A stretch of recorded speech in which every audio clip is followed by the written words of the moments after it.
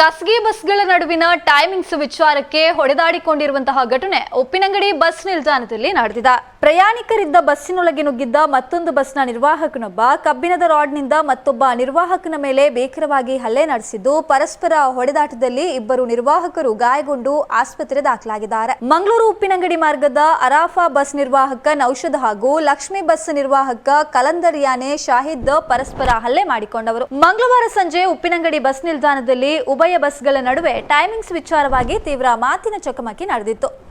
ಈ ವೇಳೆ ಲಕ್ಷ್ಮಿ ಬಸ್ಸಿನೊಳಗೆ ಪ್ರಯಾಣಿಕರು ಕುಳಿತಿದ್ದಾಗಲೇ ಕೇರಳದ ಅರಾಫಾ ಬಸ್ ನಿರ್ವಾಹಕ ನೌಷದ್ ಏಕಾಏಕಿ ಕೈಯಲ್ಲಿ ಕಬ್ಬಿಣದ ರಾಡ್ ಹಿಡಿದು ಒಳನುಗ್ಗಿದ್ದಾನೆ. ಪ್ರಯಾಣಿಕರ ಕಣ್ಣೆದುರೇ ಕಲಂದರಿಯಾನೆ ಶಾಹಿದ್ ತಲೆ ಹಾಗೂ ಮೈ ಮೇಲೆ ಕಬ್ಬಿಣದ ರಾಡ್ನಿಂದ ಅಮಾನವೀಯವಾಗಿ ಹಲ್ಲೆ ನಡೆಸಿದ್ದಾನೆ. ಕಬ್ಬಿಣದ ರಾಡ್ ದಾಳಿಯಿಂದ ತಪ್ಪಿಸಿಕೊಳ್ಳಲು ಯತ್ನಿಸಿದ್ದ ಶಾಹಿದ್ ಕೂಡ ತಿರುಗಿ ಬಿದ್ದು ನೌಷದ್ ಮೇಲೆ ಕೈಯಿಂದ ಪ್ರತಿದಾಳಿ ನಡೆಸಿದ್ದಾನೆ. ಬಸ್ಸಿನ ಸೀಟ್ಗಳ ಮಧ್ಯೆ ನಡೆದ ಈ ಗಲಾಟೆಯಿಂದ ಇಬ್ಬರ ತಲೆ ಹಾಗೂ ಕೈಕಾಲುಗಳಿಗೆ ಗಾಯಗಳಾಗಿವೆ.